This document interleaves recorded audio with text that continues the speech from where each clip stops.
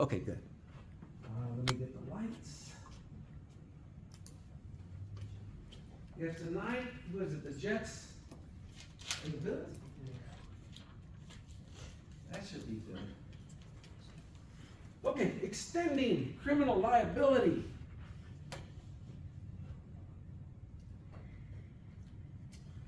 Okay, and let's just agree, we're gonna call inchoate crimes. Okay, no matter how the pronunciations you're gonna hear, I'm just gonna call it as inchoate. And an inchoate crime is a crime that you have not completed. Often referred to as anticipatory offenses. They include attempts, solicitations, and conspiracies. If completed, crimes could not be punished. If uncompleted. Okay, so if uncompleted, we haven't committed the crime, we're only thinking about it. It's not a crime. Police would have no incentive to stop acts of violence and other attempt or other crimes before they're committed. That's a tough one for the cops. Think about it. When we're talking attempted homicide, a conspiracy to commit a homicide, how much of a gamble are you going to take and allow this attempt to continue? Because you got to make sure you stop it before it's fruition, or you're in trouble. Now you're not dealing with just an attempt, you're dealing with a death.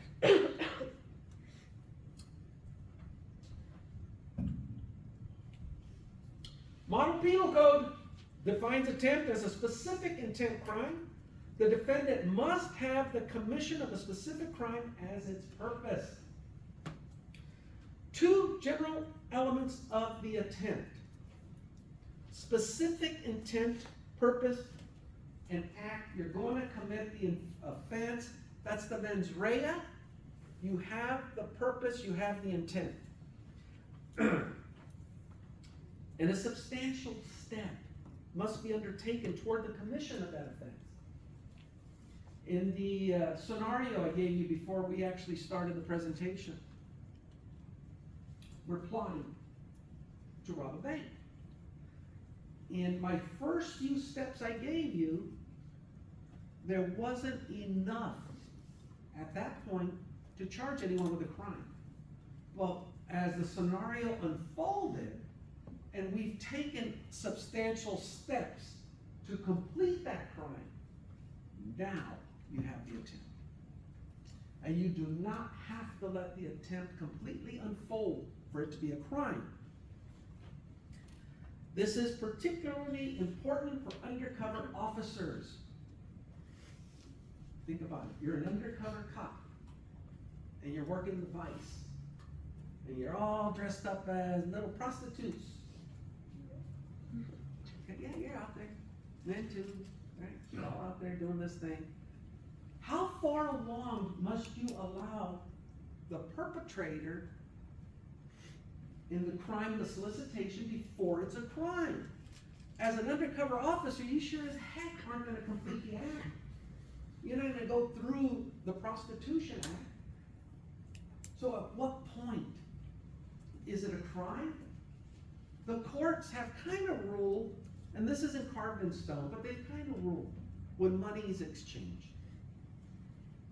Okay? So as the John, once I give over the cash, I've committed that substantial step, they can charge me with a crime.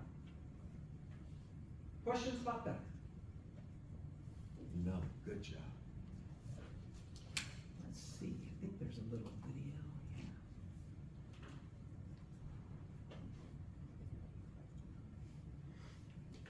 Criminal attempt is an inchoate offense, sometimes called a preparatory offense. You've heard of them before. Offenses like attempted murder or attempted robbery.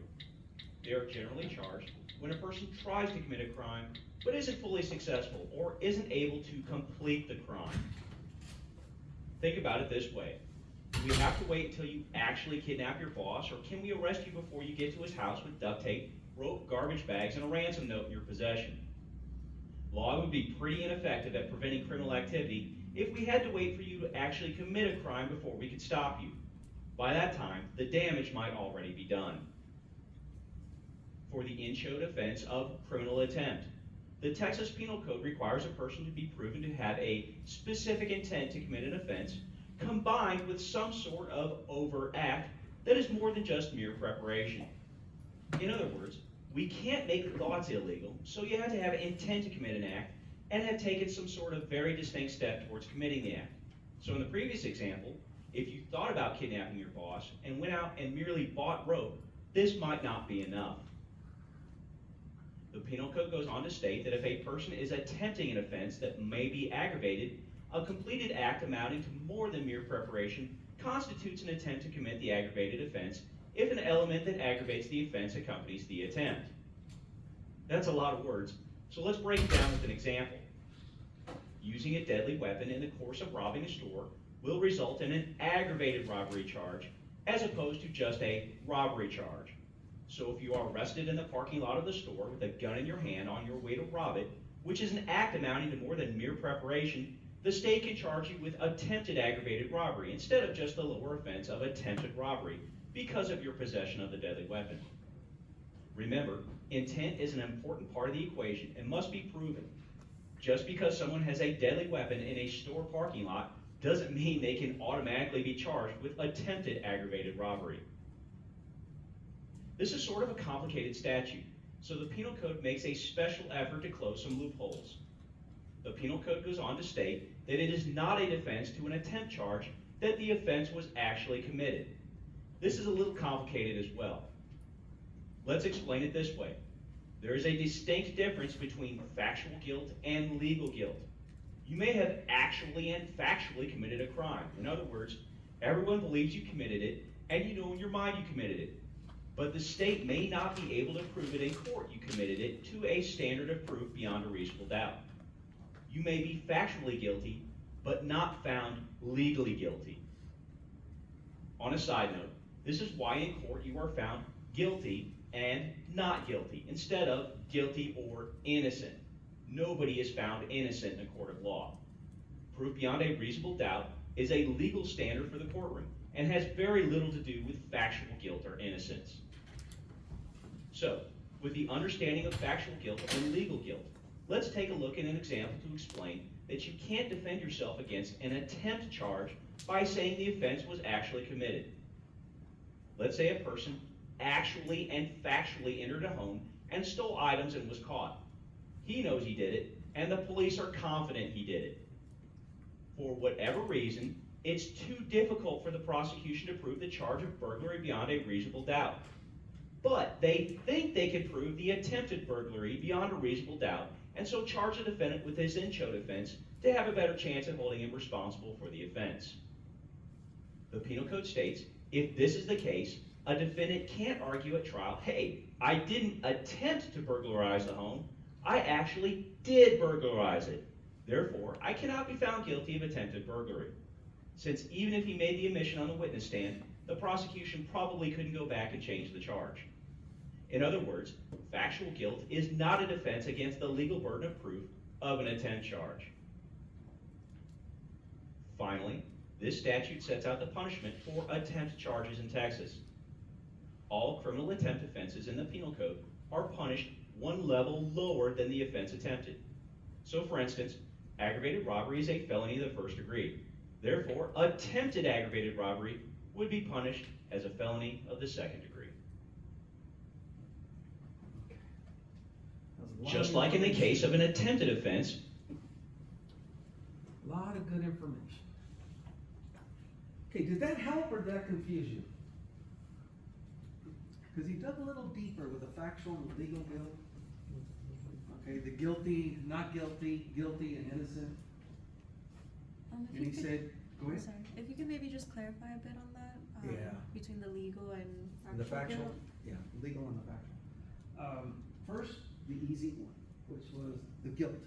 Mhm. He says a court doesn't find anyone innocent. Well, that's mostly true. But if you know you're innocent and you are found not guilty, okay, you can make a motion, your attorney, for a finding of innocence. It's up to the court to entertain the idea, but at least the motion is on record. And if it's heard, the judge can award that type of a verdict, innocent, that you're innocent. Otherwise, no, you're just not guilty. So why would you want to be found innocent? Over here first, go ahead. Maybe it could affect like what job you have or what job you're trying to get. For job, Yeah, I was gonna definitely. say public image. Public image, absolutely, both of them, bing, right on the head. Exactly. If you're gonna go and try to get employment, and this is on your record, because it stays on your record, but you were found not guilty. It stays on the record because it was a charge. Okay, you were actually charged with it, you had to go to court. And you go to your employer, and they find this, and they say, well, wait a minute, you were only found not guilty, we're not sure you're really innocent. They might not take a chance on it. But if you go through that trouble of getting that innocent verdict, that pretty much wipes the slate clean. And you wanna make sure you let people know. I wasn't only found not guilty, I was found innocent, because I know I didn't do this. This happened to a friend of mine,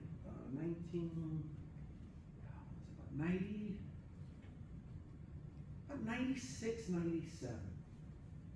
He had remarried, he had kids, his wife had kids, one of those blended things. And named Larry. Larry was pretty strict, really sharp cop, worked special investigative unit, really sharp guy. He's at home, and his stepdaughter, friend is there, and they wanna go do something. And Larry says, no, wait till your mom gets home, you can't go anywhere, you need to ask her. So they said, fine, they go to the little girl's room, her friend tells her, you know what you should say, is that he's touching you inappropriately. It worked for me. I guess this little girl had done that. And so the stepdaughter fell for it. Her mom gets home, she goes crying, saying, oh, Larry did this and Larry did that. None of it was true. Now he's an officer. So as soon as the officers show up, the PD shows up, they arrested him, charged him with that crime. Can you imagine? Put yourself in his shoes. You haven't done anything. And that's the accusation. Once the arrest was made, now he needs to call the prison where he's working and say, hey, I need to tell you guys this. I was just arrested for this violation. He was removed from active duty, put in the mailroom until the case was heard. And only because they knew his level, his caliber, we believed him, I believed him, that he didn't do a damn thing. They got drug out for 6 to 8 months. The legal system was very slow. They got drug out. They're going to court. He had to retain an attorney. It got ugly, caused a divorce. His wife didn't believe him. That little kid, what a rotten thing to do. Eventually, about 6 months later, she broke down, told the truth. How her friend is the one that told her to say these things because she wanted to go to a party or something. The damage is done. His case was dismissed, but not only dismissed, he fought for it to be expunged, completely removed like it never happened. He came back to work, ended up promoting, and did okay, retired from the department. But the damage is done. His friends never looked at him the right way again. That doubt was still there. Did he really do that? He lost his marriage, lost their home. What do you think? Is that justice? No. Irreparable damage. It's terrible. Factual versus legal guilt. I told you probably, I know it was week 1, might have even been day 1, that a prosecutor doesn't care if you're innocent. They only care what they can prove. Okay, that's the factual. I only care about the facts. I have you on videotape. I have 2 witnesses. I have your prints on the evidence. I have everything I need for a guilty finding. I don't think you did it, but I have enough to find you guilty. Factual versus legal. Fact is, you didn't do it. But the legal presumption is, I can prove you did it. Now, is that fair? What do you think? Is it fair? No? You don't care. You don't care until it's you being charged with a crime, I guarantee you you'll care. Anybody have a twin? You got a twin? You better be real nice. You better be real nice to your twin. Your twin could get you in so much trouble. Not identical, just fraternal. Think of identical twins. Nice. Yeah, one's evil, one's good. Yeah, you get all kinds of trouble. I have a younger brother. We're not twins, obviously. But they've told us that we resemble each other enough, especially at a distance, that I could do stuff and blame it on him. So I did. I have. And I will continue to do that. Jokingly.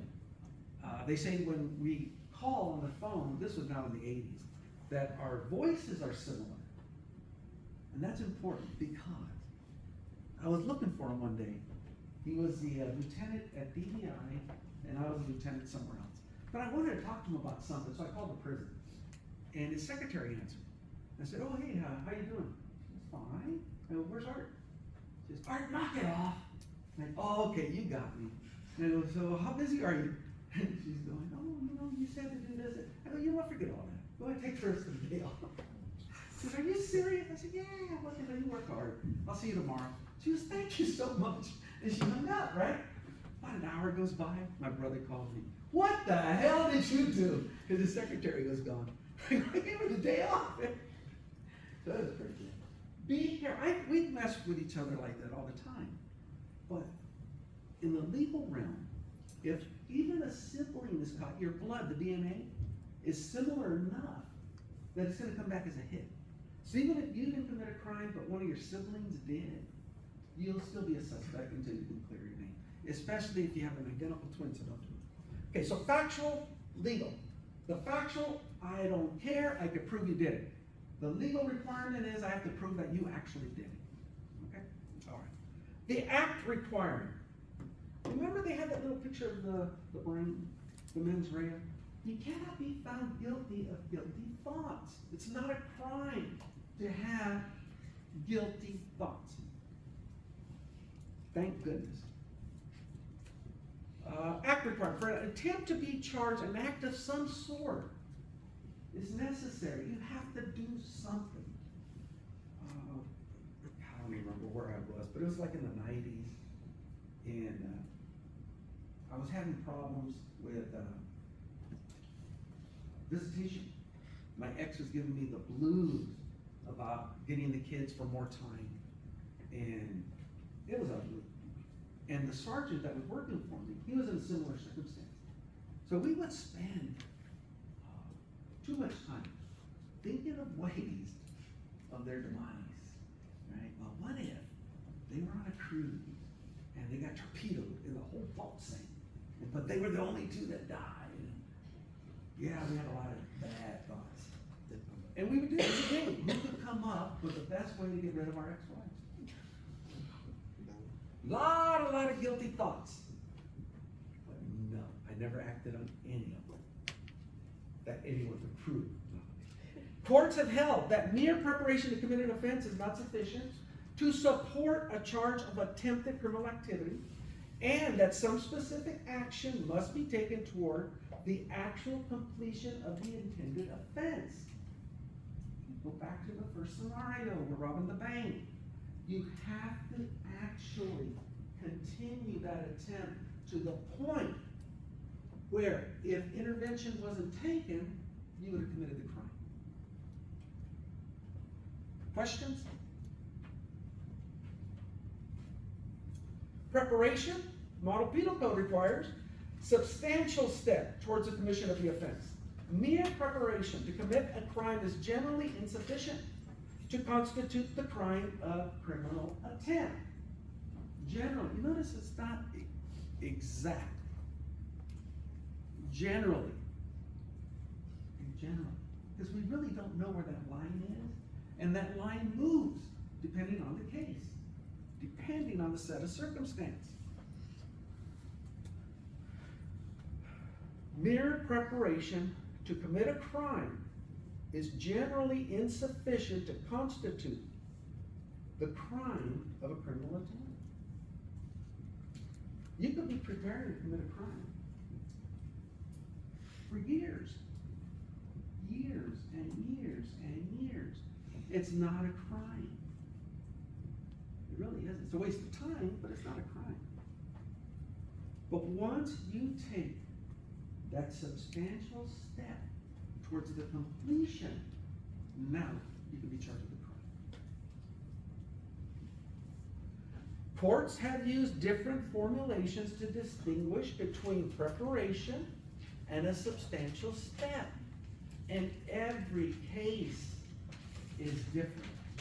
There is no one set of instructions that says, if you do this, this, and this, and this, it's not a crime. But then if you do this, it is a crime. No such thing.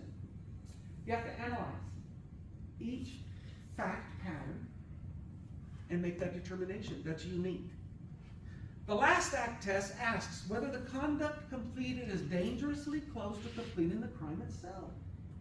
We talk a lot about that last act, that last ditch effort, that had you not taken that next step would have been the crime.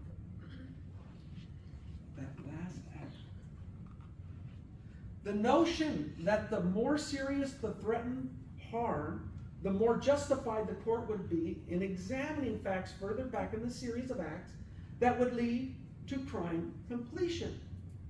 It depends, because we don't know. But if a crime is serious, we're talking usually about homicides, terrorist acts, that's a big one. How far are you gonna let a terrorist act carry out until you say that's close enough? Don't know. We really don't know.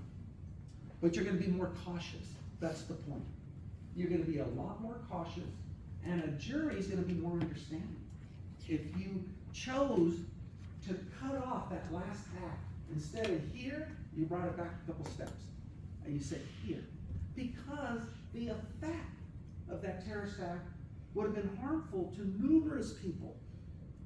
So we're going to err on the side of caution. The idea that the clearer the intent to commit the offense is, the less proximate the act needs to be to the completion of the crime to constitute the crime of attempt. The clearer the intent, the lack of doubt in a juror's mind that had this person been allowed to continue, the clearer that intent is, the more generous they're going to be on moving that last act back. Instead of allowing it to carry out all the way to here, they're going to understand if you cut it off a little sooner. Okay? So questions about the attempt, the criminal attempt. It's a very vague notion. And until we examine an actual case and we look at the facts and we look at the preparation and the act, then you'll understand a little bit better. But it takes a lot of reading.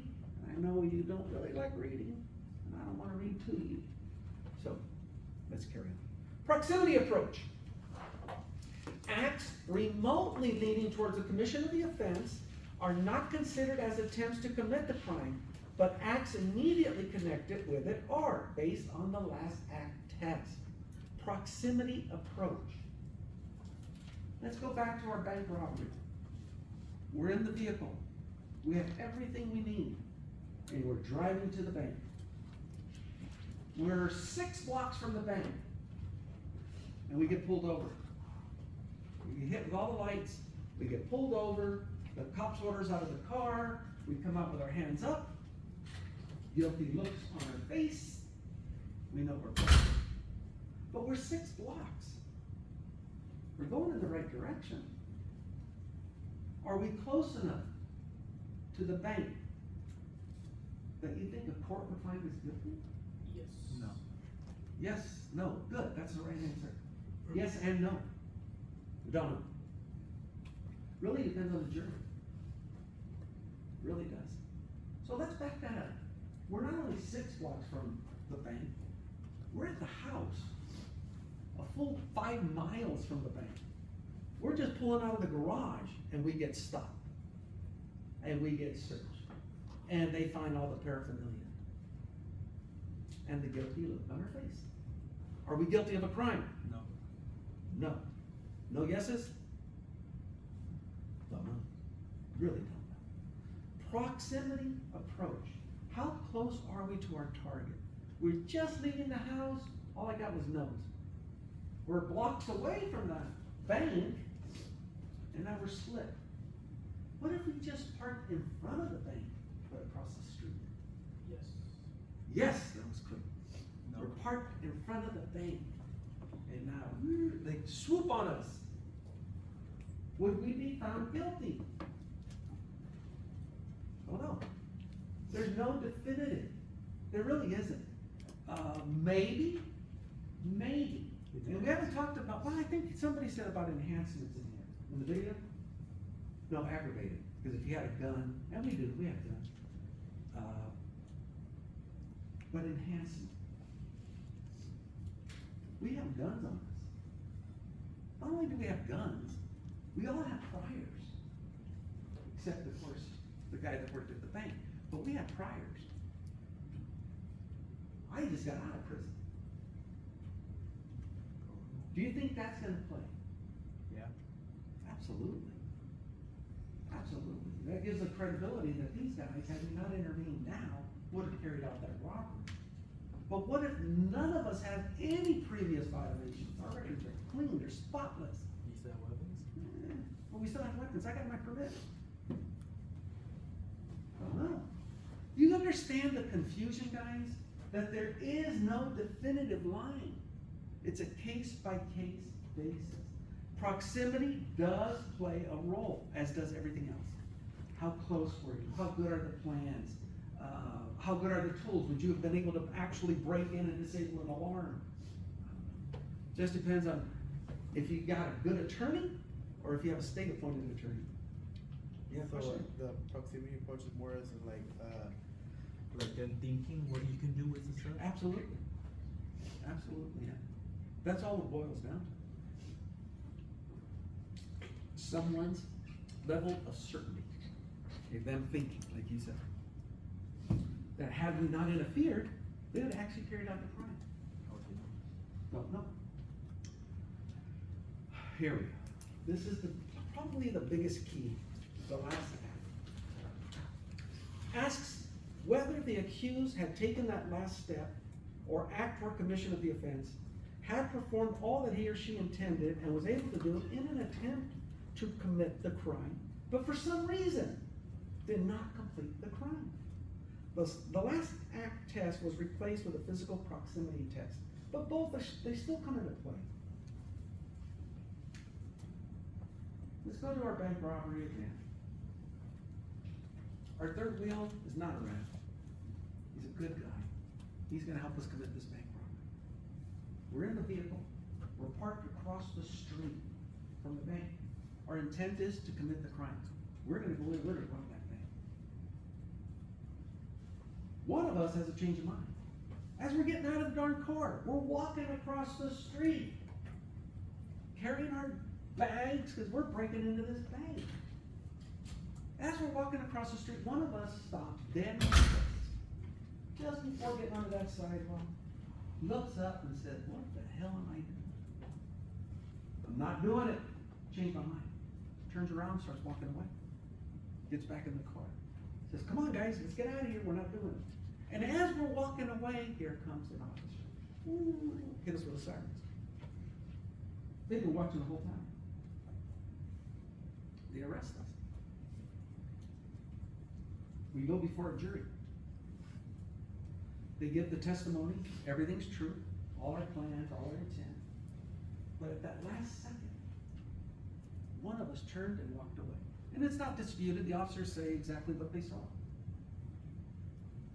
What's a jury gonna do now? Especially if I'm willing to testify. And said, yeah, that was my intent. But once I got there, I realized the gravity of what I was about to do. And I changed my mind. And I said no. And I turned around and walked away. The officer said I walked away. I called to my buddies. They were walking towards me when the officers made the arrest. they'll testify they changed their mind. Are we guilty of a crime? Yes. Yes, no, Cause you didn't do it. we didn't do it. That last act, I changed my mind. It all boils down, it depends. Depends on the jury. Yeah. Do they find our testimony credible? They should. The video clearly shows it. The officers testified that I already had walked back to the car. However, the officers say they don't know if I changed my mind. They thought I forgot my wrenches. That's why they stopped us. They thought I was going back to get a weapon, which they ended up finding weapons in the car. Think about that, right? All we can testify is that I had been walking away back to the vehicle. They don't know my intent at that point. Only I know that I had changed my mind. But they could have interpreted that as no, he was going back to get a weapon. You got a question? Can I go back to general intent and specific intent? Mhm. You gotta prove one thing, they don't have to prove the other? Yeah, but this one they're looking at specific.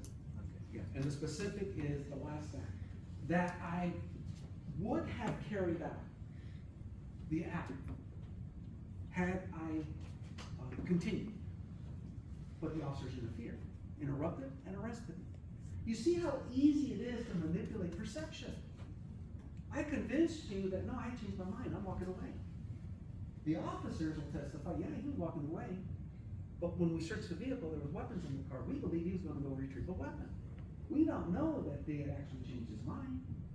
And then he was talking to his partners. He was telling them, come get your guns. We forgot our guns. Because they were walking back to the vehicle. It all comes out during the trial. Who's more credible? Whose case is stronger? If we don't have any priors, that helps us. If we do have priors, that hurts us. Okay? Clear as mud, right? Good. That's the way it should be, because we just don't know. Until you actually get a case in front of you and you read through it, then you get to make that determination. Abandonment. The defense claims that the defendant voluntarily decided to renounce continued attempts to commit the crime. A defense to a charge of attempted criminal activity, also called renunciation. Virtually all jurisdictions require that abandonment be voluntary, not that somebody forced you. Back to our scenario. I turned and I walked away. There's no guns in the car. Because the officer searched it, there was nothing there. I even opened the trunk and I threw all my bags in there and I closed it. The officers are watching this. The officers can hear me telling the other two, let's get out of here. We're not doing this. There's video recordings. They can view me, they can hear me saying, let's get out of here. Most definitely, I've abandoned my intent to rob that bank. They could still arrest me, I could still be charged, but this is a defense I can use. That I wasn't going to carry out the act. I had changed my mind. And I could support that. Yeah. What if it's like something more severe, like you were gonna bomb like a bridge or something? Okay. Would that still like, but you can still use the offense or not? It all depends. Remember? It just depends on the circumstances. It has to be voluntary. It states right there. The abandonment has to be voluntary. So I'm willing to give up the attempt. My partner is willing to give up the attempt. This guy's set on robbing the bank. So now I put a pistol in his rib cage and I tell him, get in the car. And I put him in the car and he sits down and I buckle him in and say, stay put. And we get busted. Did he voluntarily abandon? Even though he's gonna claim, yeah. Depends. Just depends on what we can prove in court. Okay, but abandonment, voluntarily submitted, changing their mind, and did not complete that last act. And all we're focusing on is that last act. Because once we've crossed that line, it's no longer an attempt. Now we're talking about an actual crime. Okay?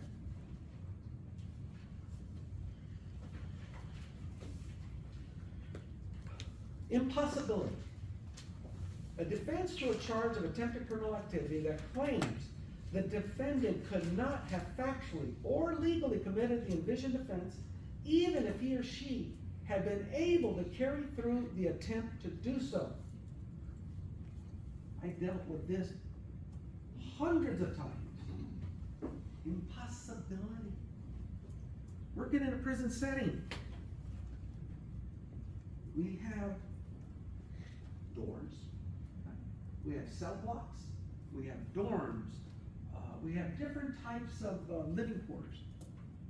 So we're gonna focus, because this happened, in the cell block. And the inmates are single cell, 1 to a 7. And the doors are solid doors with a port, food tray.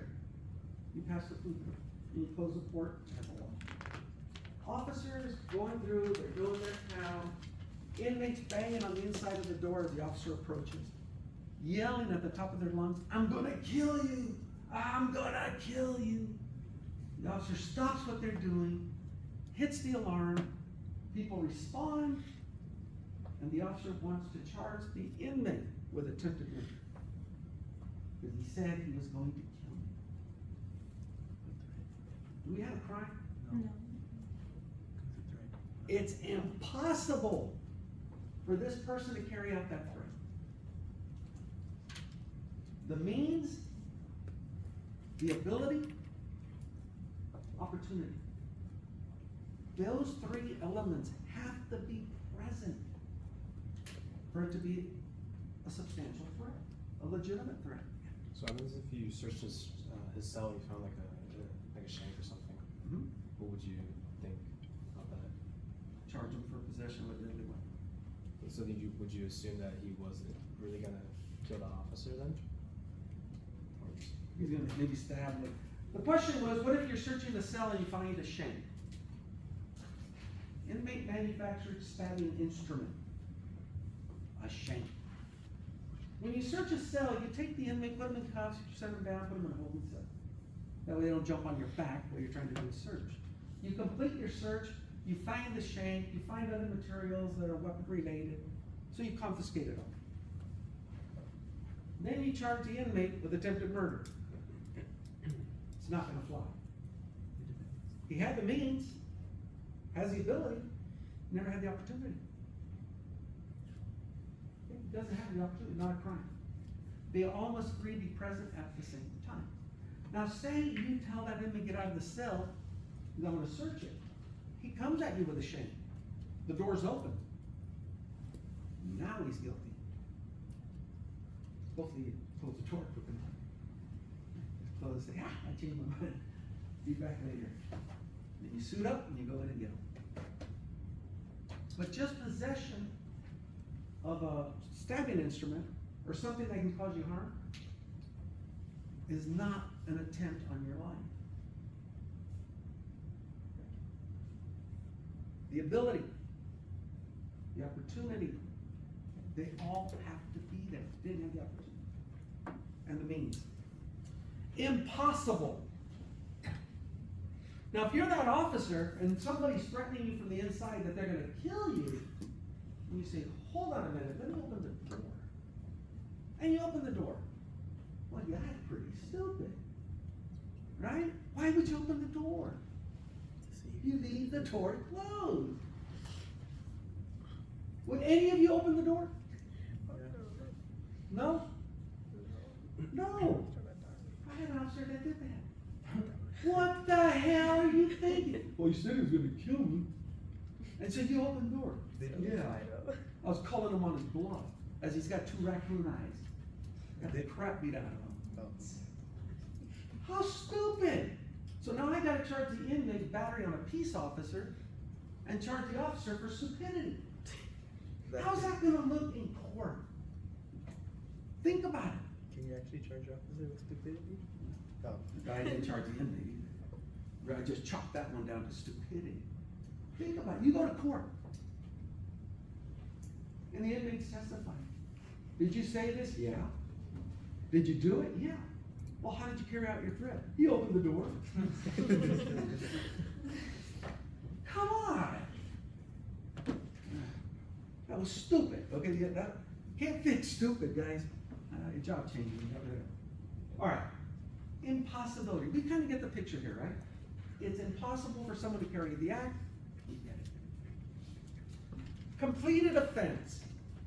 Most jurisdictions, if a defendant is charged with a substantive crime, but evidence indicates that the defendant only completed an attempt, he or she may be found guilty only of the lesser included offense of the attempt. And I think that video did a good job of telling me that. Can't charge them with both. I've seen it done where the DA is overzealous. And they actually charge them for the commission of the crime and the attempt to commit the crime. Can't do that. Well, they did it, but then we got one of them thrown out. It's one or the other. Okay. Any questions on this? Completed offense. If you completed the crime, it's no longer an offense. Excuse me, it's no longer an attempt. It's a crime. Conspiracy. Agreement between two or more people to commit or to effect the commission of an unlawful act or to use unlawful means to accomplish an act that is not unlawful. That's a double negative. To accomplish an act that is lawful. Many of today's conspiracy cases involve drug trafficking. Actually, I think most of them that I've dealt with are around drugs, in which several people agree to work in concert to manufacture, transport, distribute, control substances, and sell. Distribute, sell, control substances. You're talking a big narcotics ring, where the head honchos never even see the product, probably never even see the cash, but they're the shot callers. Okay. Conspiracy, just know the definition, two or more people. There. Let's see if this says